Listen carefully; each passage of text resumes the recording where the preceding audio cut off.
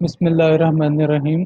आज हम theory of automata का टॉपिक क्लीन थ्योरम पार्ट 3 का मेथड 2 डिस्कस कर रहे हैं, जिसके अंदर हम देखेंगे कि दी कंकैटिनेशन ऑफ टू डीएफएस कैसे होता है। तो इससे पहले हम प्रीवियस लेक्चर को ज़रा रिकॉल कर लेते हैं कि हमने clean theorem part 3 method 1 discuss किया था, जिसमें हमने यूनियन ऑफ टू डीएफएस देखा था कि अगर हम दो डीएफएस को आपस में मिला देते हैं तो जो हमारे पास थर्ड रिजल्टेंट डीएफए आता है वो हमारे पास बेसिकली कोरिस्पॉन्ड होता है Fa1 एंड Fa2 का। तो Fa1 जिस रेगुलर एक्सप्रेशन से बन रहा है और Fa2 जिस रेगुलर एक्सप्रेशन से बन रहा है, दोनों रेगुलर एक्सप्रेशन से बनने वाली जो स्ट्रिंग्स थी वो Fa3 की एक्सेप्टेड स्ट्रिंग थी। तो हम ये कह सकते हैं कि हमने टू FAs को मर्ज करके एक Fa बना दिया है कि अलग-अलग से रेगुलर एक्सप्रेशन से अलग स्ट्रिंग्स अलग FAs की एक्सेप्टेड ना हो, कि वो दोनों एफएज मर्ज हो जाएं, तो दोनों रेगुलर एक्सप्रेशन से जो भी स्ट्रिंग आए वो हमारे तीसरे एफए की एक्सेप्टेड स्ट्रिंग्स हो। अब इसमें हमने किया क्या था कि जब हमने Fa3 डिज़ाइन किया था तो कहा था कि Fa3 की जो इनिशियल स्टेट थी वो बेसिकली कोरिस्पॉन्ड थी आपकी Fa1 और Fa2 की इनिशियल स्टेट की। तो बिल्कुल इसी तरह ही जब हमने फाइनल स्टेट की बात की थी तो हमने कहा था Fa1 की फाइनल स्टेट आ जाए या Fa2 की फाइनल स्टेट आ जाए या इन दोनों में से दोनों एक ही कॉम्बिनेशन में आ जाएं, तो वो हमारी उस Fa3 की फाइनल स्टेट होगी। तो बिल्कुल इसी तरह आज हम कंकैटिनेशन प्रोसेस को देखते हैं। कंकैटिनेशन प्रोसेस में अब हमने क्या करना है कि टू हमारे पास Fa गिवन होंगे, डेफिनेटली वो किसी न किसी रेगुलर एक्सप्रेशन के अगेंस्ट बने होंगे। तो हमने क्या करना है, Fa1 की जो इनिशियल स्टेट होगी वो Fa3 की इनिशियल स्टेट होगी और Fa3 की जो फाइनल स्टेट होगी वो बेसिकली Fa2 की फाइनल स्टेट होगी। लेकिन इसके साथ आपने एक और बात भी याद रखनी है, जब हम Fa1 की फाइनल स्टेट को रीड करेंगे तो आपने उसके साथ Fa2 की इनिशियल स्टेट को भी मस्ट रीड करना है। जब भी हम Fa1 की फाइनल स्टेट को रीड करेंगे तो हमें Fa2 की इनिशियल स्टेट को भी साथ रीड करना पड़ेगा। अब इसको हम इस तरह से देख लेते हैं कि जी फॉर एग्जांपल जैसे थ्योरी के अंदर है हमारे पास, using the FA corresponding to regular expression 1 and regular expression 2, an FA can be build corresponding to R1 R2। हमने यूनियन के मेथड में देखा था कि R1 R2 हमारे पास बेसिकली क्या था, यहाँ पे प्लस का साइन था, तो अब यहाँ पे प्लस का साइन नहीं आएगा, यहाँ पे हमारे पास डॉट का साइन आएगा। तो this method can be develop considering the following examples. अब हमने लास्ट टाइम भी इन्हीं रेगुलर एक्सप्रेशन से डीएफएस बना के देखे थे। एक हमारे पास रेगुलर एक्सप्रेशन था a plus B asterisk B और दूसरा रेगुलर एक्सप्रेशन था a plus B asterisk double A into A plus B asterisk. तो ये हमारे पास इस रेगुलर एक्सप्रेशन से Fa1 बन गया और इस रेगुलर एक्सप्रेशन 2 से Fa2 हमने ये डिज़ाइन कर लिया। अब हम इन दोनों को with the help of concatenation process हम इनसे एक तीसरा Fa3 डिज़ाइन करेंगे। तो मैंने अभी बताया कि Fa3 की जो इनिशियल स्टेट होगी वो Fa1 की इनिशियल स्टेट होगी। फिर आपने Fa1 की जब फाइनल स्टेट को रीड करना है तो आपने मस्ट इसके साथ Fa2 की इनिशियल स्टेट को भी रीड करना है और इसी तरह Fa3 की जो फाइनल स्टेट है वो कोरिस्पॉन्ड होगी Fa2 की फाइनल स्टेट के। तो इसको ज़रा देख लेते हैं। तो let Fa3 be an Fa corresponding to R1 R2, then the initial state of the Fa3 must be correspond to the initial state of Fa1। मैंने अभी ये बात की है कि Fa1 की जो इनिशियल स्टेट है वो Fa3 की इनिशियल स्टेट होगी। तो इसी तरह ही the final state of Fa3 must be correspond to the final state of Fa2, यानी कि Fa1 की इनिशियल Fa3 की इनिशियल होगी, Fa2 की फाइनल Fa3 की फाइनल स्टेट होगी। Since the language corresponding to R1 R2 is concatenation of corresponding language L1 and L2 consist of strings obtained concatenating the strings of L1 to those of L2। अब यहाँ पे आपने देखना है यही method जो मैंने अभी आपको डिस्कस किया है कि इनिशियल और फाइनल का तो हमें पता चल गया, लेकिन जब हमने Fa1 की इनिशियल फाइनल स्टेट को रीड करना है तो मस्ट हमें Fa2 की इनिशियल स्टेट को भी रीड करना है। तो यहाँ पे the moment final state of first FA is entered, the possibility of the initial state of second FA will be included as well. अब फॉर एग्जांपल आपने FA1 की स्टेट्स को x1 and so on x1 x2 के नाम से रखा है, FA2 की आपने स्टेट्स को y1 y2 एंड y3 के नाम से रखा है। तो हम जब FA3 बनाएंगे तो उसकी स्टेट्स को हमने z के नाम से, यानी कि z1 इनिशियल स्टेट होगी एंड सो ऑन, जितनी भी हमारे पास स्टेट्स आएंगी हम उनको z के साथ लेबल करेंगे। तो इसका मतलब क्या है जी, जब हम Z1 इनिशियल बनाएंगे तो वो इक्वल होगी X1 इनिशियल के। तो बिल्कुल इसी तरह ही जब Z की कोई फाइनल स्टेट हमें मिल रही होगी तो वो कोरिस्पॉन्ड किसके होगी, आपकी X2 की Y की जो फाइनल स्टेट होगी उसके वो कोरिस्पॉन्ड होगी। मीन कि हमारे पास अगर वो X जो हमारे पास सॉरी FA2 की फाइनल स्टेट अगर किसी कॉम्बिनेशन में आएगी तो वो हमारे तीसरे FA की फाइनल स्टेट डिक्लेयर होगी। तो इस प्रोसेस को ज़रा देखते हैं किस तरह से होगा। ये हमारे पास FA1 है, ये हमारे पास FA2 आ गया। अब हमने क्या करना है, FA1 की जो इनिशियल स्टेट है वही हमारे पास FA3 की इनिशियल स्टेट है। तो हमने कहा था FA3 की इनिशियल स्टेट हम Z1 से कोरिस्पॉन्ड कराएंगे। तो Z1 initial is equal to X1 initial. तो यहाँ पे आप देखें, अब हमने क्या करना है, प्रीवियस प्रैक्टिस की तरह हमने एक्स से ए को रीड करना है और एक्स से हमने बी को भी रीड करना है। तो एक्स से हमने ए को रीड किया तो हमें क्या मिलता है, x1 ही मिलता है। तो x1 ऑलरेडी हमारे पास गिवन है तो इसका नाम z1 हमने वही रख दिया। फिर x1 से हमने जब b को रीड किया तो हमें x2 मिलता है। तो अब आप देखें कि जी मैंने भी बात की थी कि जब भी आप FA1 की फाइनल स्टेट को रीड करेंगे तो आपको मस्ट FA2 की इनिशियल स्टेट को साथ रीड करना है। तो अब आप देखें कि x1 से जब हम b को रीड कर रहे हैं तो हमें x2 मिल रहा है, तो x2 के साथ हमने y1 मस्ट लिखना है। तो यहाँ पे आप देखें x1 से जब भी मैंने b को रीड किया तो मेरे पास x2 आ गया और साथ y1 आ गया। अब ये कॉम्बिनेशन मेरे पास यहाँ पे गिवन नहीं है, तो इसका मतलब है कि हमने इसका नाम Z2 रख दिया। अब हमने Z2 कॉम्बिनेशन चेक करना है कि इसके अंदर कोई FA2 की फाइनल स्टेट तो नहीं आई। तो अभी तक Y3 इस कॉम्बिनेशन में नहीं आया, तो इसका मतलब है जो Z2 है ये मेरे पास फाइनल स्टेट नहीं है। अब हमने Z2 वाला कॉम्बिनेशन यहाँ पे रखना है। Z2 हमारे पास किसके इक्वल है, X2 Y1 के। अब हमने X2 Y1 से A को रीड करना है। X2 से हमने A को रीड किया तो हमारे पास X1 आ रहा है। इसी तरह ही हमने Y1 से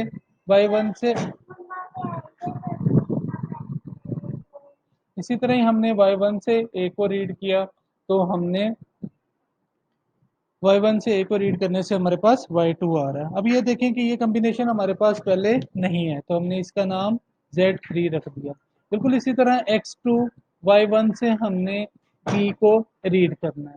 तो x2 से हमने जब b को रीड किया तो हमारे पास x2 ही आ रहा है। तो अब आप देखें कि x2 आ रहा है तो x2 के साथ हमें y1 लिखना है, तो मैंने x2 y1 लिख दिया। अब आप देखें y1 से हमें b को रीड करने से y1 ही मिलता है। तो अब आप देखेंगे ऑलरेडी पहले y1 आ चुका है तो y1 से b को रीड करने से y1 हम दोबारा नहीं लिखेंगे, यानी कि हम उसको वन टाइम ही लिखेंगे। तो ये कॉम्बिनेशन हमारे पास ऑलरेडी एग्जिस्ट कर रहा है Z2 के नाम से, तो हमने इसको यहाँ पे बिल्कुल सेम एज इट इज लिख दिया। अब हमारे पास न्यू कॉम्बिनेशन क्या है, Z3। अब हमने देखना है Z3 के अंदर y3 तो नहीं आ रहा, y3 नहीं है तो इसका मतलब है Z3 अभी तक फाइनल स्टेट नहीं है। अब Z3 को हमने यहाँ पे लिखा, Z3 कोरिस्पॉन्ड किसके है, x1 y2 के। अब x1 और y2 से a को रीड करना है। x1 से हमने a को रीड किया तो हमारे पास x1 ही आ गया। y2 से हमने a को रीड किया तो y3। अब आप देखें कि ये कॉम्बिनेशन हमारे पास प्रीवियस कॉम्बिनेशन में नहीं आया तो हमने इसको Z4 कह दिया। अब आप देखिए इस कॉम्बिनेशन में हमें y3 मिल रहा है, तो हमने कहा था कि अगर FA2 की फाइनल स्टेट अगर किसी कॉम्बिनेशन में आती है तो वो जो हमारे पास स्टेट आएगी वो फाइनल स्टेट होगी। तो इसका मतलब है Z4 हमारे पास फाइनल स्टेट बन गई है। इसी तरह y सॉरी x1 से हमने b को रीड किया तो हमारे पास x2 आ रहा है। जब हमने x2 को रीड करना है तो हमारे पास ऑटोमेटिकली y1 ने आना है। तो देखें x2 के साथ y1 आ रहा है। इसी तरह y2 से हमने b को रीड किया तो y1 आ रहा है, तो y1 ऑलरेडी एग्जिस्ट कर रहा है। तो हमने जैसे प्रीवियस किया था कि y1 ऑलरेडी पहले ही था तो हमने इसको दोबारा नहीं लिखा था। तो बिल्कुल इसी तरह ही y2 से b को रीड करने से y1 मिल रहा है तो हमने इसको दोबारा नहीं लिखना। अब आप देखें कि x2 y1 ऑलरेडी एग्जिस्ट कर रहा है। हमने इसको उसी लेबल के साथ लिख दिया। अब हमारे पास नई जो कॉम्बिनेशन आया है वो Z4 फाइनल किसके इक्वल था, X1 Y3 के इक्वल है। अब आप देखें X1 Y3, अब हमने X1 से और Y3 से A को रीड करना है। X1 से हमने A को रीड किया तो हमारे पास X1 ही आ गया। अब Y3 से A या B कुछ भी रीड करें हमें Y3 ही मिलता है क्योंकि यहाँ पे उसका लूप लगा हुआ है। तो ये कॉम्बिनेशन ऑलरेडी हमारे पास X1 Y3 से A को रीड करने से X1 Y3 ही मिला और इसका नाम हमने Z4 रख दिया क्योंकि ये कॉम्बिनेशन प्रीवियस हमारे पास अवेलेबल था। इसी तरह X1 से हमने B को रीड किया तो X2 मिला। जब X2 मिला तो साथ Y1 भी हमने लिखना है तो अब हम देखें कि X2 Y1 हमने यहाँ पे लिख दिया। अब हमने Y3 से B को रीड किया तो Y3 ही मिलेगा तो Y3 हमने यहाँ पे लिख दिया। अब आप देखें कि ये कॉम्बिनेशन प्रीवियस कॉम्बिनेशंस में नहीं है यहाँ पे, तो X2 Y1 Y3, तो ये मतलब आप देखें कि इस कॉम्बिनेशन में Y3 भी आ रहा है तो ये जो हमारे पास स्टेट है Z5 ही हमारे पास फाइनल स्टेट बन गई है। तो अब हमने क्या करना है, इसको यहाँ पे लिखना है क्योंकि ये न्यू कॉम्बिनेशन है। तो Z5 final is equal to X2 Y1 Y3। अब हमने X2 Y1 Y3 से A को रीड करना है। X2 से जब हमने A को रीड किया तो हमारे पास X1 आ गया। Y1 से जब हमने ए को रीड किया तो Y2 आ गया और Y3 से जब हमने ए को रीड किया तो Y3 ही आता है। अब आप देखें X1 Y2 Y3 पहले यहाँ पे नहीं है क्योंकि ये कॉम्बिनेशन हमारे पास X2 Y1 Y3 था, तो X1 Y2 Y3 नहीं आया तो Z6 हमारे पास ये न्यू स्टेट बन गई। हमने इसका नाम Z6 रख दिया। अब आप देखें क्या Z6 हमारे पास फाइनल स्टेट है, डेफिनेटली फाइनल स्टेट है क्योंकि इस कॉम्बिनेशन में Y3 आ रहा है तो इसका मतलब है कि Z6 हमारे पास फाइनल स्टेट आ गई है। इसी तरह X2 Y1 Y3 से हमने B को रीड करना है। तो X2 से जब हम B को रीड कर रहे हैं तो हमारे पास क्या आ रहा है, X2 आ रहा है। तो X2 आएगा तो इसका मतलब है Y1 भी साथ आएगा तो X2 Y1 हमने यहाँ पे लिख दिया। फिर Y1 से हमने B को रीड किया तो Y1 आ रहा है तो Y1 ऑलरेडी लिख दिया, लिखने की जरूरत नहीं है। Y3 से हमने B को रीड किया तो Y3 ही मिलता है। तो देखें X2 Y1 Y3 यही कॉम्बिनेशन हमने प्रीवियस भी मिला था, उसका नाम Z5 था तो इसका नाम भी हमने Z5 रख दिया है। इसी तरह ही अब हमारे पास जो नया कॉम्बिनेशन आया है वो हमारे पास क्या आया है, Z6 किसके कॉरिस्पॉन्ड है, X1 Y2 Y3 के। अब आप देखें X1 Y2 Y3 से हमने A को रीड करना है तो X1 से A को रीड किया तो X1 ही आ गया हमारे पास। इसी तरह Y2 से हमने A को रीड किया तो Y3, तो हमने यहाँ पे Y3 लिख दिया। अब आप देखें Y3 से भी A को रीड करें तो Y3 मिलता है तो हमने Y3 को सेकेंड टाइम नहीं लिखना है क्योंकि Y3 ऑलरेडी आ गया तो यहाँ पे हमारे पास X1 Y3। तो अब आप देखें कि X1 Y3 हमारे पास प्रीवियस पड़ा हुआ था X1 Y3 Z4 के नाम से तो हमने स्टेट का नाम Z4 रख दिया। इसी तरह X1 Y2 Y3 से हमने B को रीड करना है तो X1 से जब हम B को रीड करते हैं तो X2 मिलता है तो X2 मिलेगा तो Y1 भी साथ मिलेगा तो X2 Y1 हमने यहाँ पे लिख दिया। इसी तरह Y2 से हमने B को रीड किया तो Y1 ऑलरेडी है तो हमें दोबारा लिखने की जरूरत नहीं है और Y3 से हम B को रीड करते हैं तो Y3 ही मिलता है। अब आप देखें कि X2 Y1 Y3 ऑलरेडी हमारे पास यहाँ पे कॉम्बिनेशन है तो हमने इसका नाम अगेन Z5 रख दिया। अब आप देखें कि ये हमारे पास जो लास्ट कॉम्बिनेशन आए हैं इसमें Z4 और Z5, तो Z4 भी हम ट्रांजिट कर चुके हैं, Z5 भी। इसका मतलब क्या है कि नया कॉम्बिनेशन नहीं आया जिसको हम Z7 कह सकते, तो वो हमने फिर उससे भी ट्रांजिशन कर लिया। उसका मतलब क्या है कि जी जितने भी कॉम्बिनेशन हैं उनको हमने ट्रांजिट करके ट्रांजिशन टेबल में लिख लिया। अब हमारे पास यहाँ पे ट्रांजिशन टेबल कंप्लीट हो जाता है। अब हमने क्या करना है, बिल्कुल यूनियन मेथड की तरह जेड स्टेट्स को से हमने जो हमारे पास देखें Z1 हमारे पास इनिशियल स्टेट है, Z2 नॉन फाइनल है, इसी तरह Z3 भी नॉन फाइनल है, Z4 Z5 और Z6 हमारे पास ये फाइनल स्टेट्स आई हैं। अब हमने अपना जो डीएफए डिजाइन करना शुरू करना है वो Z1 इनिशियल से करना है। तो अब देखें Z1 इनिशियल से हमने ए को रीड किया तो हमें Z1 मिलता है, तो यहाँ पे अब आप देखें कि Z1 से हमने ए को रीड किया तो Z1 ही मिलता है।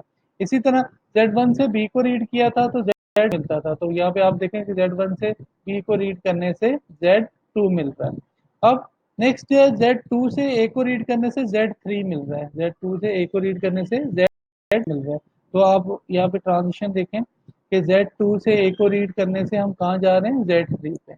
अब इसी तरह प्रीवियस देखते हैं कि Z2 से B को रीड करने से Z2 ही मिलता है, तो Z2 के ऊपर B का लूप लगा हुआ है। अब Z3 की ट्रांजिशंस देखते हैं। Z3 से A को रीड करने से Z4 पे, तो Z3 से A को रीड किया तो हम 4 पे। इसी तरह Z3 से हमने B को रीड किया तो Z2 मिलता है, तो Z3 से देखें B जो है वो वापस Z2 की तरफ जा रहा है। बिल्कुल इसी तरह हमारे पास Z4 आ गया। अब Z4 से हमने A को रीड किया तो हमारे पास Z4 है, तो यहाँ पे आप देखें कि Z4 के ऊपर A का लूप लगा हुआ है। अब प्रीवियस Z4 से जब B को रीड किया था तो Z5, यहाँ पे आप देखें Z4 से B को रीड करने से Z5, अब Z4 भी फाइनल स्टेट है तो हमने इसके साथ फाइनल लगा दिया, Z5 भी फाइनल है तो इसके साथ फाइनल लगा दिया। इसी तरह Z5 से A को रीड किया तो Z6 मिलता है, तो यहाँ पे आप देखें Z5 से A का कहाँ पे जा रहा है, Z6 की तरफ, तो Z6 हमें पता है कि ये फाइनल स्टेट है तो इसीलिए इसका फाइनल भी लगा दिया। इसी तरह Z5 से B को रीड करने से Z5 भी मिलता है, तो आप यहाँ पे देखें कि Z5 के ऊपर B का लूप लगा हुआ है। इसी तरह Z6 से A को रीड करने से Z4 मिलता है, तो यहाँ पे आप देखें Z6 से A को रीड कर दिया तो Z4 मिल गया। इसी तरह हमारे पास Z6 से B को रीड करने से Z5 मिलता है, तो यहाँ पे अब आप देखें Z5 से B को रीड करने से Z5 मिल गया। अब हमारे पास ये जो DFA है जिसको हमने FA3 का नाम दिया है, ये बेसिकली कोरिस्पॉन्ड है FA1 FA2 कंकैटिनेशन के। अब हम इसको चेक करना चाहते हैं कि क्या ये जो हमारा FA3 है ये बिल्कुल सही डिज़ाइन हो गया। ये कैसे पता चलेगा, जब हम FA1 और FA2 के रेगुलर एक्सप्रेशन से कोई कंकैटिनेटेड स्ट्रिंग इस FA के ऊपर रन करके नहीं देख लेते। तो हम ज़रा देखते हैं कि जी हमने इसको किस तरह से किया था। हमारे पास जो एफएज आए थे, लाइक यहाँ पे अब आप देखें कि हमारे पास एफए कौन कौन से थे। एक हमारे पास ये एफए था, रेगुलर एक्सप्रेशन वन। मैं इसको कॉपी कर लेता हूँ, इसको जाके यहाँ पे पेस्ट कर लेते हैं। एक रेगुलर एक्सप्रेशन वन ये था। इसी तरह ही हमारे पास एक और जो दूसरा रेगुलर एक्सप्रेशन था R2 के नाम से, इसको जाके अब इसमें से हम क्या करते हैं, बेसिकली स्ट्रिंग्स बना के देखते हैं कि क्या ये इसकी एक्सेप्टेड स्ट्रिंग्स हैं। अब फॉर एग्जांपल यहाँ पे आप देखें कि हमने कंकैटिनेटेड स्ट्रिंग कैसे बनानी है। तो पहले तो यूनियन मेथड में ये था कि कोई एक स्ट्रिंग या दोनों ही कभी भी उस FA3 की एक्सेप्टेड स्ट्रिंग थी। अब इसके ऊपर FA1 की से for example regular expression one है, FA1 का कोरिस्पॉन्ड, तो रेगुलर एक्सप्रेशन वन से एक स्ट्रिंग अगर बनाते हैं तो वो FA3 की एक्सेप्टेड नहीं होगी जब तक उसको हम कंकैटिनेट नहीं करेंगे रेगुलर एक्सप्रेशन टू की स्ट्रिंग के साथ। तो फॉर एग्जांपल हम यहाँ जैसे प्रीवियस प्रैक्टिस करते हैं कि फॉर एग्जांपल मैं इसको नल रख लेता हूँ, तो मेरे पास यहाँ पे जो स्ट्रिंग बचती है वो क्या बचता है, बी सिंपल बचता है। इसी तरह ही अब हमने सिंपल बी इसका एक्सेप्टेड नहीं होगा जब तक हम इस रेगुलर एक्सप्रेशन से कोई भी स्ट्रिंग लेके इसके साथ नहीं मिलाएंगे। तो इसका मतलब क्या है कि एफ ए वन की जो स्ट्रिंग्स थी उसका या रेगुलर एक्सप्रेशन वन की जो स्ट्रिंग है उसको हमने कंकैटिनेट करना है रेगुलर एक्सप्रेशन टू की स्ट्रिंग के साथ। तो ये फॉर एग्जांपल मैं भी कहता हूँ कि इसको भी हम नल रख लेते हैं और इसको भी हम नल रख लेते हैं। तो यहाँ से हमारे पास क्या बच गया, डबल ए बच गया। चले ये कंकैटिनेटेड स्ट्रिंग बना दी। अब ये इकट्ठी स्ट्रिंग जब रन होगी तो फिर हमें पता चलेगा कि क्या ये FA3 की एक्सेप्टेड स्ट्रिंग है। अगर ये स्ट्रिंग एक्सेप्ट नहीं होती तो इसका मतलब क्या है, जो हमने FA3 डिजाइन किया है ये गलत है, ये अकॉर्डिंग टू कंकैटिनेशन रूल्स नहीं बना, क्योंकि ये जो स्ट्रिंग है ये कंकैटिनेटेड स्ट्रिंग है किस किस की, रेगुलर एक्सप्रेशन वन की और रेगुलर एक्सप्रेशन टू की। एक स्ट्रिंग हमने ये बना ली। हम एक और स्ट्रिंग बना लेते हैं जो हम इनको नल नहीं रखते। अब यहाँ से A+B स्टेरिक हमें पता है कि ऑल पॉसिबल कंकैटिनेशन देता है। फॉर एग्जांपल यहाँ से मैं एक स्ट्रिंग ले लेता हूँ A+B स्टेरिक, तो एंड किस पे हो रहा है, बी पे, तो हमने यहाँ पे बी लिख लिया। अब यहाँ से मैं सिंपली क्या करता हूँ कि यहाँ से मैं एक बी ले लेता हूँ, क्योंकि बी भी तो आ सकता है ना A+B से, तो डबल ए तो ऑलरेडी ऐसे ही आएगा तो हमने डबल ए ऐसे ही लिख दिया। अब यहाँ से A+B स्टेरिक है तो इसमें से भी हमारे पास कोई भी पॉसिबल कंकैटिनेशन में यहाँ से बी ए ले लेता हूँ, ए प्लस बी स्टेरिक से। तो अब मैं ये चेक करता हूँ कि क्या ये दोनों स्ट्रिंग मेरी इस DFA3 की एक्सेप्टेड स्ट्रिंग हैं या नहीं है, क्योंकि ये कंकैटिनेटेड स्ट्रिंग्स हैं। कंकैटिनेशन कहाँ से हमने बनाई है, इन स्ट्रिंग्स की रेगुलर एक्सप्रेशन 1 से और रेगुलर एक्सप्रेशन 2 से। तो हम पहली जो स्ट्रिंग है उसको रन करके देखते हैं इस DFA के ऊपर। तो आप देखें Z1 इनिशियल स्टेट है, Z1 से अगर हमने बी को रीड किया तो हम कहाँ पे जाते हैं, Z2 पे जाते हैं। तो यहाँ पे Z2 फॉर एग्जांपल लिख देता हूँ। अब Z2 से हमने ए को रीड किया, कहाँ जा रहे हैं, Z3 के ऊपर। तो यहाँ पे हमारे पास Z3 आ गया। Z3 से हमने दोबारा ए और हम कहाँ पे चले गए, Z4, और ये हमारे पास फाइनल स्टेट है। इसका मतलब है ये वाली स्ट्रिंग हमारी इस DFA की एक्सेप्टेड स्ट्रिंग है। अब एक और स्ट्रिंग चेक करके देख लेते हैं, क्योंकि हमने ये बात याद रखनी है कि हमारे पास कोई भी ऐसी एम्बिग्युइटी ना आए कि हमारे पास कुछ स्ट्रिंग्स इस DFA की एक्सेप्टेड हो और कुछ ना हो। हमारे पास अगर कंकैटिनेशन है तो रेगुलर एक्सप्रेशन हमारे पास एग्जैक्ट लैंग्वेजेस के रेगुलर, उससे कोई भी कंकैटिनेटेड स्ट्रिंग बने तो वो हमारी FA3 की एक्सेप्टेड स्ट्रिंग होनी चाहिए। अब यहाँ पे आप देखें कि हमारे पास इनिशियल स्टेट से हमने ए को रीड किया तो हमारे पास Z1 ही आता है। Z1 से हमने बी को रीड किया तो हम Z2 पे चले जाते हैं। Z2 से हमने बी को रीड किया तो Z2 ही मिलता है। फिर हम Z2 से तो हम स्टिल Z2 पे ही। अब Z2 से हमें ए को रीड किया तो हम Z3 पे चले गए। Z3 से हमने ए को रीड किया तो हम Z4 पे चले गए। अब Z4 बी को रीड किया तो हम Z5 पे चले गए, और Z5 से हमने ए को रीड किया तो हम Z6 पे। तो इसका मतलब क्या है कि जी ये हमारी जो लास्ट इनपुट स्ट्रिंग का लेटर है, लास्ट इनपुट लेटर हमने Z5 से ए को रीड करके Z6 पे, तो हमारे पास ये फाइनल स्टेट मिली है। तो हमारे पास ये कैसे पता चलेगा कि ये स्ट्रिंग्स हमारी इस DFA की एक्सेप्टेड स्ट्रिंग्स हैं। स्ट्रिंग का पहला अल्फाबेट, लाइक अगर बी की बात करते हैं तो बी हमारे पास इनिशियल स्टेट से हम रीड करेंगे। जब हम इस स्ट्रिंग का लास्ट इनपुट लेटर ट्रांजिट करेंगे, रीड करेंगे, तो वो हमारा फाइनल स्टेट पे एंड होना चाहिए। अगर तो फाइनल स्टेट पे एंड होता है तो इसका मतलब क्या है कि वो स्ट्रिंग हमारे पास एक्सेप्टेड स्ट्रिंग है। बिल्कुल इसी तरह ही हम यहाँ से वन ए जो है ये हम Z1 इनिशियल से रीड करेंगे। जब हम लास्ट ए को रीड करेंगे तो हमारे पास कोई ना कोई फाइनल स्टेट मिलनी चाहिए, चाहे वो Z4 मिल जाए, चाहे वो Z5 मिल जाए, चाहे वो Z6 मिल जाए।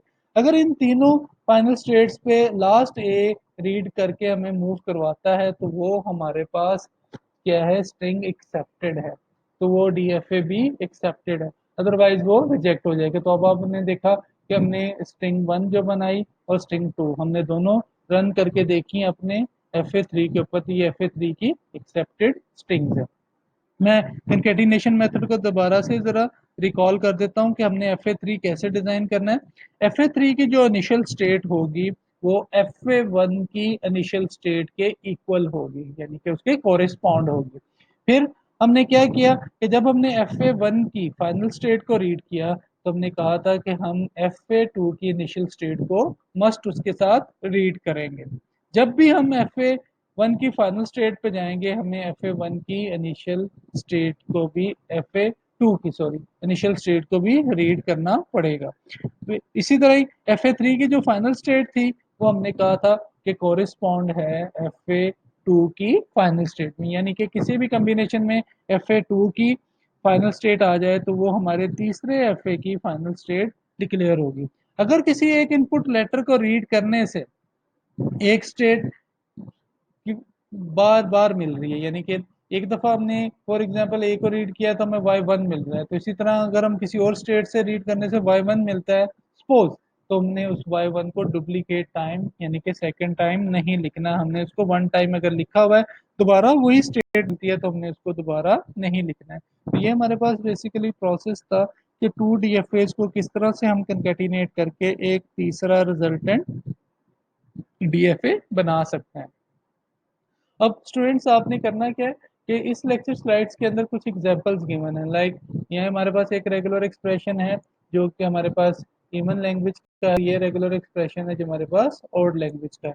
तो हम चाह रहे हैं कि जी आप इन दोनों को with the help of concatenation R1 R2 concatenation rule से जो हमारे पास क्या होगा कि आप इसको डिज़ाइन करें और इससे आप तीसरा एफए बना के देखें जो कंकैटिनेशन मेथड से होगा। तो ये प्रैक्टिस क्वेश्चन में ऑलरेडी गिवन है कि आप यहाँ पे दे सकते हैं ये ह्यूमन लैंग्वेज का डीएफए है, ये ओल्ड लैंग्वेज का है। तो हमने इनको with the help of concatenation cleans theorem part 3 method 2 से हमने इनको जब मिलाया तो हमारे पास ये कोई रिजल्टेंट एफए 3 आ गया, जो रेगुलर एक्सप्रेशन 1 और रेगुलर एक्सप्रेशन 2 से बनने वाली जितनी भी स्ट्रिंग्स है उनको एक्सेप्ट करेगा। इसी तरह ही एक टास्क है, इसको आप, मैं कहूँगा कि आप कोशिश करें। सॉल्यूशन तो गिवन है, लेकिन अगर आप इसको खुद से प्रैक्टिस करते हैं तो आपके जो कॉन्सेप्ट्स हैं कंकैटिनेशन के वो मज़ीद अच्छे हो जाएंगे। तो ये हमारे पास टू एफेज है जो कोरिस्पॉन्ड है रेगुलर एक्सप्रेशन 1 के और रेगुलर एक्सप्रेशन 2 के। तो मेरी ये कोशिश होगी कि आप ये काम खुद से हैंड रिटन फॉर्म में रफ जो आपके पास जो भी रजिस्टर है उसके ऊपर आप इसकी प्रैक्टिस करें, ट्रांजिशन टेबल बनाएं। ट्रांजिशन टेबल से फिर आप इनिशियल और फाइनल स्टेट्स को देखें कि कौन सी इनिशियल कौन सी फाइनल किसके साथ आएगी। फिर हमने जब एफ ए वन की फाइनल स्टेट को रीड करना है तो एफ ए वन की इनिशियल स्टेट को भी रीड करना है। तो सारे जो कॉन्सेप्ट्स हैं, सारे जो पॉइंट्स हैं, उनको मे को मद्देनजर रखते हुए जब आप इसको ड्रॉ करेंगे तो इंशाल्लाह जो एफ ए थ्री बनेगा वो आपका कोरिस्पॉन्ड होगा F A one concatenation of F A two के साथ। ठीक है। तो अब हमारा जो तीसरा जो मेथड है वो closure of N F A है। आज हम जरा जल्दी से इसको भी देख लेते हैं कि क्लोजर क्या होता है। जब भी हम क्लोजर लेते हैं तो हम टू डिफरेंट एफ एज को क्लोजर प्रॉपर्टी में नहीं रखते। हम एक ही रेगुलर एक्सप्रेशन को बनने वाले एफ ए को क्लोजर प्रॉपर्टी में रख रहे होते हैं। यानी कि हम ये कह रहे होते हैं कि जी फॉर एग्जांपल मेरे पास एक कोई एक रेगुलर एक्सप्रेशन है, like A plus B asterisk B. मेरे पास ये रेगुलर एक्सप्रेशन है तो मैं कहता हूँ इसको मैंने आर स्टेरिक में लेके जाना है। तो आर स्टेरिक का मतलब क्या हो जाएगा, अगर इसके ऊपर स्टेरिक है तो इसके ऊपर भी होल स्टेरिक आ जाएगा। तो यही अगेन क्लोजर प्रॉपर्टी में चला जाएगा। तो हमें क्या करना है, हमें एक ही रेगुलर एक्सप्रेशन से जो एफ ए बनेगा हमने उसको सेकेंड टाइम एफ ए को लिख लेना है। यानी कि एफ ए सेम एफ ए हम टू टाइम लिखेंगे, या हम ये कह सकते हैं कि हम एक ही एफ ए को टू टाइम रीड करेंगे। लेकिन अगर हम इसको सेकेंड टाइम लिख लेंगे तो हमारा जो थोड़ी सी कंफ्लिक्ट आता है कि स्टेट्स को रीड करने का, वहाँ से इनपुट लेटर्स को रीड करने का, वो ज़रा थोड़ा सा मिनिमाइज हो जाएगा अगर हमने टू एक ही रेगुलर सॉरी एक ही एफ ए को हमने टू टाइम लिखा हुआ है। तो बिल्कुल इसी के ऊपर वही रूल्स इंप्लीमेंट होंगे जो कंकैटिनेशन के रूल्स हैं, लेकिन हमने इसके ऊपर इंप्लीमेंट करने हैं क्लोजर प्रॉपर्टी में। तो जब एफ ए थ्री बनेगा, यहाँ पे अब आप देखें कि build an F A corresponding to R asterisk. हमने ये नहीं कहा कि R one R two asterisk, R asterisk. तो using the F A corresponding to R, it is to be noted that if the given FA already accepted the language expressed by closure of certain regular expression, then the given FA is the required FA. However, the method in other cases can develop considering the following example. अब आपने closure में क्या करना है कि F A three की जो initial state है वो कोरिस्पॉन्ड होगी एफ ए वन की इनिशियल स्टेट के। बिल्कुल इसी तरह ही जब एफ ए वन की फाइनल स्टेट पे जाएंगे तो हमें एफ ए टू की इनिशियल स्टेट को रीड करना होगा। और हमारे पास एफ ए थ्री की फाइनल स्टेट कौन सी होगी, जो हमारे पास एफ ए टू की फाइनल स्टेट होगी। तो ये हमारे पास यहाँ पे आप देखें closure of N F A is the same as concatenation of F A with itself. यानी कि अब हम ये कहना चाह रहे हैं कि अगर हम फॉर एग्जाम्पल एक ही एफ ए लेते हैं और उसको टू टाइम लिख लेते हैं, तो अगर हम उनको, यानी कि एक ही एफ ए को टू टाइम लिख के अगर हम उनको कंकैटिनेट करते हैं तो जो हमारे पास एक मेथड बनता है वो बेसिकली क्लोजर मेथड बनता है। तो बिल्कुल इसी तरह ही हमारे पास कोई, यही बात आप समझ लें कि आप एक ही एफ ए को टू टाइम लिख के उसको कंकैटिनेशन मेथड से सॉल्व करके तीसरा एफ ए डिज़ाइन कर रहे हैं, तो जो हमारे पास तीसरा एक एफ ए आएगा वो बेसिकली क्लोजर प्रॉपर्टी का एफ ए होगा, जो हमारे पास concatenation of same F A से आ रहा है। तो यही एग्जांपल हम जरा देखते हैं। तो फॉर एग्जांपल हम इस एग्जांपल को लेते हैं ए प्लस बी स्टेरिक बी। अब हम कह रहे हैं कि जी इससे हमने ये रेगुलर एक्सप्रेशन से एफ ए तो बना लिया है, अब हम कह रहे हैं कि जी then the F A corresponding to R asterisk may be determine as under. तो हमने क्या किया, जब हम आर स्टेरिक की बात करते हैं तो हमने अभी कहा है कि जी सेम एफ ए को, यानी कि सेम एफ एज को हम कंकैटिनेट करें तो ये क्लोजर में चला जाता है। तो हमने इसी एफ ए को सेकंड टाइम भी लिख लिया है, एक एफ ए ये है और एक एफ ए ये, हालांकि ये दोनों एक ही रेगुलर एक्सप्रेशन से हैं। हमने सेम एफ एज को अब कंकैटिनेट करना है। जो हमारे पास रिजल्टेंट एफ ए आएगा वो बेसिकली आपके पास क्लोजर प्रॉपर्टी का एफ ए आएगा। अब हम एक ही रेगुलर एक्सप्रेशन को जब क्लोजर में रखेंगे तो हम इसको चेक करेंगे तो उससे बनने वाली जो स्ट्रिंग्स हैं वो उस एफ ए थ्री की एक्सेप्टेड स्ट्रिंग्स होंगी। अब आप देखें कि जी हमने कंकैटिनेशन में क्या कहा था कि एफ ए थ्री की जो इनिशियल स्टेट है वो कोरिस्पॉन्ड होगी एफ ए वन की इनिशियल स्टेट के। तो अब आपने एक बात याद रखनी है कि जब भी आप एफ ए थ्री की इनिशियल स्टेट बनाएंगे, क्योंकि ये क्लोजर मेथड है, तो वही जो लास्ट वन है वो डायरेक्टली कनेक्ट हो जाएगा फर्स्ट वन के साथ। तो इसका मतलब क्या है कि आपकी जो फाइनल स्टेट होगी वो डायरेक्टली किससे कनेक्ट कर रही है, इनिशियल स्टेट से। तो आपका जो जेड वन आपकी जो स्टेट होगी वो बेसिकली इनिशियल भी होगी और फाइनल भी होगी। तो इसीलिए हमने देखें यहाँ पे Z1 जो है स्टेट को हमने इनिशियल भी कहा है और फाइनल भी कहा हुआ है। तो हमारे पास अब आप देखें कि Z1 इनिशियल फाइनल किसके कॉरिस्पॉन्ड है, हमारे पास यहाँ पे X1 के। तो हमारे पास अब हमने क्या करना है, X1 से A को रीड किया तो हमारे पास X1 ही आया, तो हमने यहाँ पे X1 लिख दिया। अब यहाँ पे देखें कि X1 हमने प्रीवियस तो कहा है कि ये Z1 इनिशियल एंड फाइनल है, तो अब हम X1 को Z2 क्यों कह रहे हैं, क्योंकि यहाँ पे हमारे पास यहाँ पे देखें कि यही जो स्टेट है X1 ये दोबारा क्लोजर प्रॉपर्टी में हमें मिलती है। तो यहाँ पे अब हमारे पास ये कोई सिर्फ इनिशियल स्टेट है, ये हमारे पास फाइनल नहीं है। तो यहाँ पे अगर आप देखें कि यहाँ पे हमारे पास ये इनिशियल स्टेट है, तो यहाँ पे हम जब इसको इकट्ठा करते हैं तो ये इनिशियल भी, क्योंकि X1 कॉम्बिनेशन किसका है, सिर्फ इनिशियल स्टेट का ही है। तो हमने इसको कह दिया कि ये हमारे पास कौन सी स्टेट है, इनिशियल। तो हमने इसको X1 को Z2 का नाम दे दिया। इसी तरह ही हमने X1 से जब B को रीड किया तो हमें X2 मिलता है। तो हमने कंकैटिनेशन में देखा था कि जब भी हम FA1 की फाइनल स्टेट को रीड करते थे तो हमें FA2 की इनिशियल को भी रीड करना पड़ता था। तो यहाँ पे आप देखें कि X1 से जब B को रीड किया तो X2, तो X2 के साथ X1 भी लिखा हुआ है। तो अब ये कॉम्बिनेशन हमारे पास नहीं है तो हमने इसका नाम Z क्या रख दिया, 3 रख दिया। अब हमारे पास फिर Z2 हमने यहाँ पे रखना है जो हमारे पास नॉन फाइनल स्टेट है। अब हमने Z1 से दोबारा A को और B को रीड करना है।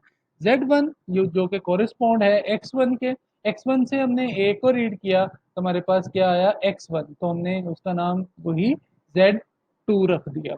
इसी तरह X1 से जब हमने B को रीड किया तो हमारे पास X2 आता है। तो अब आप देखें कि X2 के साथ हमारे पास क्या आ रहा है, X1 भी आ रहा है। तो हमने इसको X2 X1 यहाँ पे लिख दिया। तो ये हमारे पास कॉम्बिनेशन ऑलरेडी पहले ही गिवन था तो इसका नाम Z3 था, तो हमने Z3 रख दिया। अब आप देखें कि Z3 हमारे पास वो स्टेट है जो फाइनल स्टेट है, सिर्फ फाइनल, इनिशियल फाइनल नहीं है, सिर्फ फाइनल स्टेट है, क्योंकि यहाँ पे इस कॉम्बिनेशन में X2 आ रहा है। तो X2 जब हमारे पास आ रहा है तो हम यहाँ पे इसको Z3 को फाइनल स्टेट कह रहे हैं। अब Z3 फाइनल कोरिस्पॉन्ड किसके है, X2 X1 के कोरिस्पॉन्ड है।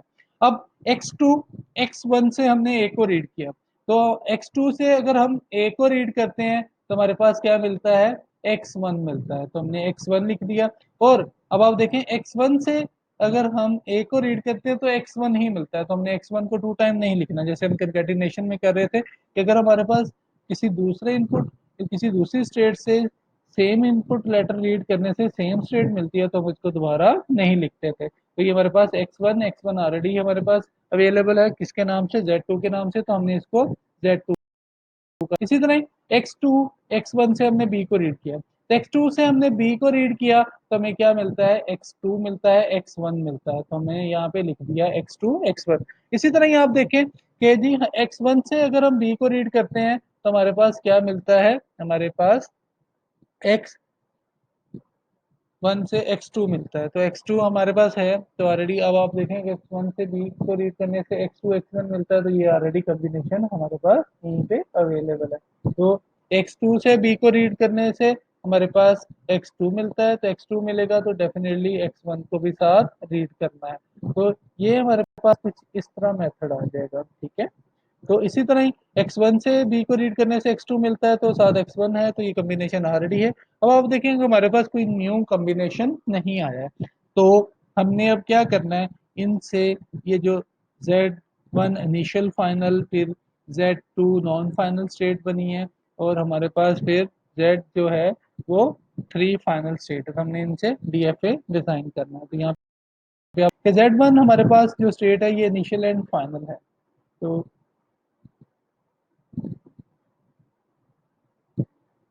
अब देखें Z1 इनिशियल एंड फाइनल है, तो Z1 इनिशियल एंड फाइनल, अब Z1 से हमने देखें A को रीड किया तो हमें Z2 मिलता है, तो Z1 से A को रीड करने से Z2 मिल गया। इसी तरह Z1 से B को रीड किया तो हमें Z3 मिलता है। इसी तरह आप देखें कि Z2 से हमने A को रीड किया तो Z2 मिलता है, Z2, तो इसका मतलब है यदि हमारे पास Z2 पे A का लूप लगा हुआ है। इसी तरह Z2 से B को रीड किया तो Z3 मिलता है, तो Z2 से B को रीड किया तो Z3 मिलता है। यहाँ पे आप देखें Z2 से B की ट्रांजिशन कहाँ जा रही है, Z3 की तरफ जा रही है। इसी तरह ही Z3 से A को रीड किया तो Z2 की तरफ, तो यहाँ पे आप देखें Z3 से A को रीड करने से Z2 मिलता है, और Z3 से B को रीड किया तो Z3, तो इसका मतलब है Z3 स्टेट पे B का लूप लगा हुआ है। अब हमने ये चेक करना है कि क्या हमने एक ही रेगुलर एक्सप्रेशन को अगर हम क्लोजर में रख लें और उससे जो हमारे पास स्ट्रिंग बने, क्या ये हमारे FA3 की एक्सेप्टेड स्ट्रिंग्स हैं या नहीं। तो हम जरा इसको जरा चेक करते हैं, बिल्कुल इसी तरह जैसे हमने प्रीवियस देखा था कि हम इसको, अब हमारे पास देखें कि जी FA3 का जो हमारे पास रेगुलर एक्सप्रेशन था वो था दिस वन। मैं इसको जरा कॉपी कर लेता हूँ, यहाँ पे जाके हम पेस्ट कर लेते हैं। अब हमारे पास देखें कि ये हमारे पास एक रेगुलर एक्सप्रेशन है जो जिससे हमने 2 टाइम FA बना के तीसरा FA जनरेट किया था, हमने ये बात कही है। हम इसको यानी कि इसको मैं एक सिंप्लीफाइड वे में भी कह सकता हूँ कि एक ही FA को 2 टाइम लिख के उसके ऊपर कंकैटिनेशन प्रॉपर्टी इंप्लीमेंट करें, तो जो तीसरा FA हमारे पास आता है वो बेसिकली क्लोजर्ड आपके पास FA आता है, इसका उसी सेम FA का। तो अब फॉर एग्जांपल इसका मतलब क्या है कि जी हमारे पास यहाँ पे देखें कि इसको मैं अगर मैं क्लोजर में रख लेता हूँ क्योंकि ये क्लोजर है, तो आर बेसिकली ये आर था, और आर आर स्टेरिक का मतलब है कि हमारे पास ये भी टैरिक में आ गया। अब आप देखें कि जी पहले तो ये होल क्लोजर है, तो क्या हमें सबसे पहले जो स्ट्रिंग मिल रही है वो नल मिल रही है। अब हमारे पास, मैं चेक करना चाहता हूँ क्या नल मेरे पास एक्सेप्टेड स्ट्रिंग है, बिल्कुल है, क्योंकि Z1 आप देखेंगे इनिशियल भी है फाइनल भी है, इसका मतलब है Z1 इनिशियल फाइनल है without A and B, neither A nor B. तो ये क्या किसी भी स्ट्रिंग को एक्सेप्ट करता है, तो डेफिनेटली ये एक्सेप्ट कर रहा है। और कौन सी स्ट्रिंग इसके ऊपर एक्सेप्ट हो रही है, हमारे पास नल स्ट्रिंग इसके ऊपर एक्सेप्ट हो रही है। अब हमने देखना है कि इसके बाद हमारे पास कौन कौन सी स्ट्रिंग्स आ सकती हैं। अब हमारे पास ए प्लस बी स्टैरिक, मैं ये कहता हूँ जी यहाँ से मैं ए बी एक स्ट्रिंग ले लेता हूँ, एंड पे क्या पड़ा हुआ है, बी पड़ा हुआ है। तो अब मैं चेक करना चाहता हूँ कि क्या मेरे पास ये एक्सेप्टेड स्ट्रिंग है। अब आप देखें कि ये भी ऑलरेडी किस में आ रही है, क्लोजर में आ रही है, क्योंकि ये होल क्लोजर है। इसमें से मैंने इनर क्लोजर में से मैंने ए बी लिया है, और यहाँ से मैंने बी ले लिया है, तो ये मेरे पास डबल ए बी। तो मैं ये चेक करना चाह रहा हूँ, तो ये हमारे पास Z1 इनिशियल स्टेट है, यहाँ से मैंने ए को रीड किया तो मैं Z2 पे चला गया, Z2 से मैंने बी को रीड किया तो मैं Z3 पे चला गया, और Z3 पे जाके मैंने दोबारा बी को रीड किया तो मैं Z3 पे, तो इसका मतलब है ये मेरे पास एक्सेप्टेड स्ट्रिंग है। अब मैं इसी स्ट्रिंग को दोबारा क्लोजर में रखना चाह रहा हूँ, ए बी, फिर ये अगर मैं इसको रखना चाहता हूँ तो ये दोबारा क्या आएगा, ए बी आएगा। अब ये फिर किस में है, क्लोजर में है। अब मैं चेक करना चाह रहा हूँ कि क्या ये भी मेरे पास इस FA की एक्सेप्टेड स्ट्रिंग है। तो यहाँ पे अब आप देखें कि Z1 से A को रीड किया तो हम Z2 पे चले गए, Z2 से B को रीड किया तो हम Z3 पे, Z3 से B को रीड किया तो हम दोबारा किस पे हैं, Z3 पे ही। अब Z3 से हमने A को रीड किया तो हम Z2 पे चले गए, Z2 से हमने B को रीड किया तो वापस हम Z3 पे आ गए, और Z3 से B को रीड किया तो मेरे पास क्या आ गया, Z3। और ये देखें कि लास्ट जब मैंने इनपुट लेटर को रीड किया तो ये फाइनल स्टेट पे खत्म हो गया। तो इसका मतलब क्या है जी कि ये हमारे पास क्लोजर प्रॉपर्टीज को सेटिस्फाई कर रहा है कि हम अगर एक ही रेगुलर एक्सप्रेशन से two different sorry two F As बनाए सेम रेगुलर एक्सप्रेशन से, यानी कि सेम रेगुलर एक्सप्रेशन से सेम डी एफ एज बना के टू उनको अगर हम कंकेटिनेशन प्रॉपर्टी से तीसरे डी एफ ए में तीसरे एफ ए में कन्वर्ट करें तो जो हमारे पास एफ ए थ्री बनेगा वो बेसिकली उस रेगुलर एक्सप्रेशन के क्लोजर प्रॉपर्टी से बनने वाली सारी की सारी पॉसिबल आपकी स्ट्रिंग्स को एक्सेप्ट करेगा। जैसा कि अभी हमने ये प्रैक्टिस करके देखी है कि ये हमारे पास जितनी भी इसकी पॉसिबल आपके पास स्ट्रिंग्स हैं, एक और स्ट्रिंग बना के देखते हैं। लाइक हमारे पास ए प्लस बी हम ये कह रहे हैं कि मेरे पास यहाँ पे एक पॉसिबिलिटी हो सकती है कि मेरे पास ए डबल बी आ सकता है, तो एंड पे क्या पड़ा हुआ है, बी पड़ा हुआ है। इसी तरह मैं कह रहा हूँ कि जी मेरे पास बी डबल ए कोई ऐसी स्ट्रिंग भी आ सकती है ए प्लस बी स्टेरिक से, तो एंड पे क्या पड़ा हुआ है, बी पड़ा हुआ है। अब ये आप देखें कि ये भी दोबारा क्लोजर में आ सकता है क्योंकि ये होल क्लोजर है, और ये भी स्ट्रिंग हमारे पास क्लोजर में आ सकती है क्योंकि ये भी होल स्ट्रिंग है। तो आप चेक करें, हम पहले इसको चेक करते हैं फिर बाद में इसको चेक करते हैं कि हमारा कॉन्सेप्ट मजीद अच्छा हो जाएगा कि क्या वाकई में जितनी भी स्ट्रिंग्स हैं जो इस रेगुलर एक्सप्रेशन क्लोजर प्रॉपर्टी से आ रही हैं वो इस डी एफ ए की एफ ए थ्री की एक्सेप्टेड स्ट्रिंग है या नहीं है। तो ये हमारे पास कौन सा है, एफ ए थ्री बन गया हमारे पास। अब हम चेक करते हैं ए। अब हमने Z1 से ए को रीड किया तो Z2 पे चले गए, Z2 से हमने बी को रीड किया तो Z3 फाइनल पे, फिर हमने Z3 से बी को रीड किया तो फिर हमें Z3 मिल रहा है, और फिर हमने लास्ट बी को रीड किया तो फिर भी हमें ये मिल रहा है। बिल्कुल इसी तरह हम यहाँ पे चेक करते हैं कि Z1 से हमने बी को रीड किया तो हम Z3 पे चले गए, Z3 से हमने ए को रीड किया तो Z2 पे चले गए, Z2 से हमने ए को रीड किया हमें फिर Z2 मिलता है, और Z2 से हमने बी को रीड किया तो ये Z3 पे खत्म होता है। तो इसका मतलब है इस रेगुलर एक्सप्रेशन जो कि इसमें है A plus B asterisk B into whole asterisk, basically ये क्यों होल स्टेरिक है, क्लोजर प्रॉपर्टी की वजह से। तो इसको जब हम ओपन करते हैं तो इसमें से जितनी भी पॉसिबल स्ट्रिंग्स बनती हैं वो हमारे इस एफ ए थ्री की एक्सेप्टेड हमारे पास स्ट्रिंग्स हैं। अब आपने क्या करना है स्टूडेंट्स, बिल्कुल इसी तरह जैसे मैंने अभी आपको कंकैटिनेशन में कहा है, आप ऐसा करें कि जैसे नेक्स्ट हमारे पास एक और एफ ए टू गिवन है, आप एफ ए टू को अब इसका मतलब क्या है कि जी इसको हमने जब एफ ए स्टेरिक में ले आर स्टेरिक में लेके जाना है तो इसका मतलब क्या है जी कि ये हमारे पास पूरा का पूरा रेगुलर एक्सप्रेशन किस में चला जाएगा, क्लोजर प्रॉपर्टी में। तो आपने क्या करना है, इस एफ ए को एक दफा फिर सेम एफ ए को ये लिखना है, यानी कि देखें एफ ए को हमने सेकंड टाइम लिख दिया तो इसका मतलब है ये क्लोजर प्रॉपर्टी में चला गया। अब इसके ऊपर कंकैटिनेशन मेथड इंप्लीमेंट करना है। कंकैटिनेशन मेथड इंप्लीमेंट करने से जो आपके पास तीसरा एफ ए आएगा वो बेसिकली आपके पास क्लोजर एफ ए आएगा। तो ये एक एग्जांपल है, इसको आप गौर से देखें। तो इससे हमने तीसरा एफ ए बनाया, फिर आप इन इस रेगुलर एक्सप्रेशन जो क्लोजर से है इससे स्ट्रिंग्स को जनरेट करके देखें। अब आप देखें इसको मैंने जब होल क्लोजर में रख दिया तो इसका रेगुलर एक्सप्रेशन से जो पहली स्ट्रिंग बनेगी वो नल बनेगी। अब आप देखेंगे एफ ए थ्री जो आपने बनाया है क्या उसमें नल एक्सेप्ट हो रहा है, तो यहाँ पे आप देखें Z1 इनिशियल एंड फाइनल है, तो इसका मतलब है कि नल एक्सेप्ट हो रहा है। तो पॉसिबिलिटी है कि पॉसिबिलिटी नहीं मेक श्योर है कि अब आपके पास जो भी स्ट्रिंग उस एफ ए से आएगी जो क्लोजर्ड में होगा वो उस एफ ए थ्री का एक्सेप्टेड स्ट्रिंग्स होंगी। अब आपके पास एक और यहाँ पे एग्जाम्पल है, इन्हीं एग्जाम्पल्स को आप बार बार करें तो आपके जो क्लोजर के कॉन्सेप्ट हैं वो मजीद पुख्ता हो जाएंगे। और यहाँ पे हमारे पास एक टास्क भी है जो हमारे पास अभी हमने डिस्कस किया था, एफ ए वन और एफ ए टू को कंकेटिनेट करना है। तो बिल्कुल इसी तरह ही हमारे पास ये इसका टास्क का सोल्यूशन यहाँ पे गिवन है। आपने जो खुद से बनाया होगा इसको चेक ना करें, पहले आप खुद से प्रैक्टिस करें फिर इसको आप इसके साथ मैच करके देखें कि आपने ये सेम ट्रांजैक्शंस किए हैं, आपके पास सेम ये डी एफ ए थ्री बन रहा है कंकैटिनेशन से। तो अब नेक्स्ट जो है हमारे पास एक और टास्क है क्लोजर का, तो क्लोजर वाला टास्क पहले खुद परफॉर्म करें फिर आप इसको इस सॉल्यूशन के साथ मैच करके देखें कि अगर आपका सॉल्यूशन इसके साथ मैच होता है तो ये नेक्स्ट स्लाइड्स के अंदर इसका सॉल्यूशन भी अवेलेबल है, वो मैं आपको प्रोवाइड करूंगा, लेकिन आप इससे पहले प्रैक्टिस करके देखिएगा। अब आपने करना क्या है, आपका टास्क क्या है कि आपने टू डिफरेंट एफ एज लेने हैं जिसके ऊपर आपने कंकैटिनेशन प्रॉपर्टी इंप्लीमेंट करनी है, और सेम एफ ए लेके उसको टू टाइम लिख के आपने उसके ऊपर कंकैटिनेशन प्रॉपर्टी इंप्लीमेंट करनी है जो आपको किस में ले जाएगी, क्लोजर प्रॉपर्टी में। तो अब आपने एक कंकैटिनेशन का आपने क्वेश्चन करना है अपने तौर पे अपने कॉन्सेप्ट को अच्छा करने के लिए, और एक आपने क्लोजर वाला क्वेश्चन करना है, closure of N F A.